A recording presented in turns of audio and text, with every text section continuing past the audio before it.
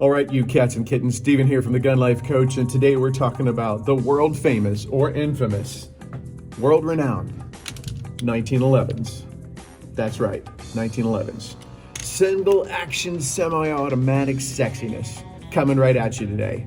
So let's get into it. Did you know that the first concepts of the 1911 platform were started in the 1890s by, may he rest in peace, John Moses Browning himself. The 1911 was first proven in battle in Mexico in 1916. I'm going to tell you that it is by far the most used, most replicated type of handgun in the world. And I could go on and on and on by all the different calibers, the manufacturers, the variants, but it is something for you to consider if you're wanting to grab a piece of all-American hardware. I think they're excellent for competition, excellent for defense. You get to choose your caliber, choose your platform, the grip, the size of them all, and figure out which one works for you. All right, first up, I've got the Sig Sauer Nightmare in 45 ACP with a Wilson Combat magazine. And this is a great feeling gun. I'm a big fan of Sig 1911s. They're not super expensive and they do run well. All right, so let's put some down range.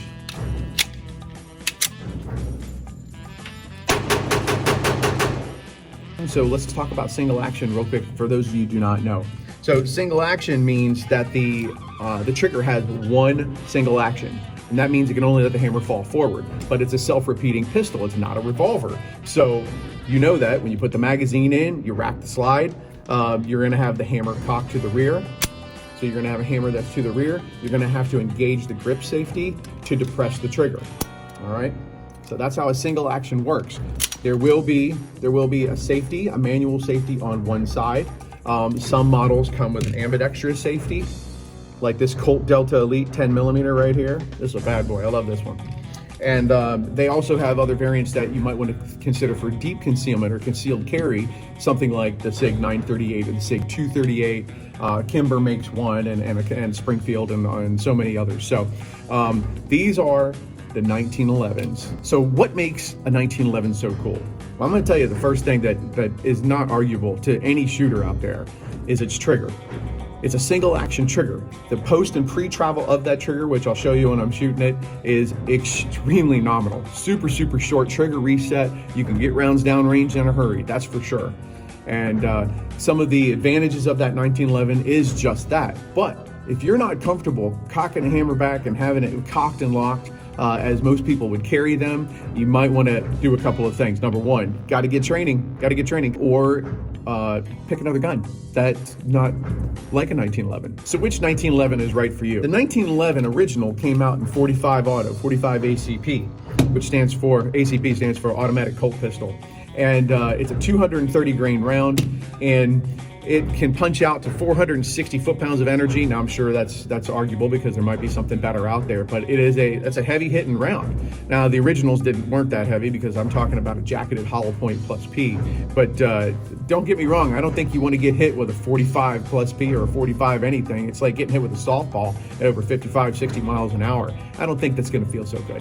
What are some of the cons to the 1911? Well, I'm going to tell you, from teaching people over the years, I have found that there's some feeding issues that can happen when the gun is dirtier, or if you don't have a well-made magazine or an old magazine, because the bullets are so heavy, because it's a single stack magazine, and you're putting that round up into a short, steep feed ramp of that 1911, it'll tend to jam. So one of the things that I've found that fixes a lot of these issues is, one, keep the gun clean.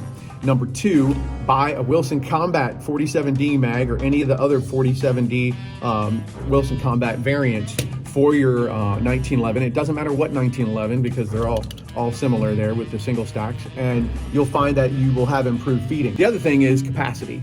You got 6, 7, 8 rounds, maybe 10 if you're going to run a 9mm 1911, because that's also an option. But when we're talking about the 45, it's a slow, heavy bullet, it's a subsonic round typically, and it creates a lot of carbon in that platform, so you're going to have to clean them often. They can be finicky. I'm not bashing the 1911, don't get me wrong here, I love 1911s, but they are more finicky than other platforms out there, like a double action, single action, semi-automatic platform such as a Sig 226 or even the Glock series or the Sig 320 series or XDs or what have you in the same caliber. So you might want to consider that if you're thinking about a 1911. Should you have one? Absolutely. All right, next up, we have the Sig Sauer P938, which is a 9mm. And this is a 7+1, great for deep concealment. It is single action. It is going to have a manual safety on it, but it's great to conceal, great to run down range. It's got nominal recoil if you're looking at 1911s and 9mm. And this platform all started from the Colt Mustang way back in the day. Sig Sauer Springfield Armory has models like this, and so does Kimber. All right, so let's give this a run.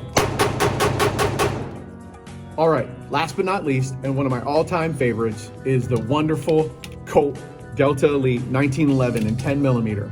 This round right here pushes out at 1,600 feet per second, depending on which round you have, with over 500 foot-pounds of energy. This is like a hot knife through butter, by the way. All right, sometimes a little over-penetration issues are noted. It goes through vehicles very easily, by the way. So let's put some rounds downrange with this bad boy. All right, so there's my overview of 1911s and the single action sexiness of them. Which variant is right for you, which caliber is right for you, that's for you to decide. Be safe out there. If you're gonna pick one up, you gotta train with it, all right? Those triggers are very, very short, and I'm not trying to intimidate you from steering away from one. I think they're awesome. But we will get familiar with whatever you train with. I hope you got something out of that today. Keep tuning in with me here at the GunLife Coach. If you're out in Queen Creek, you want some good training and good range to go to, come out to Ted's shooting range out here, and they'll take care of you for sure. Great instructors, great customer service. And remember, when it comes to a 1911 or literally any firearm that you plan to pick up, you're gonna have to train with it. Don't forget, you gotta evolve your skills and evolve yourself. Stay safe out there. We'll see you next time.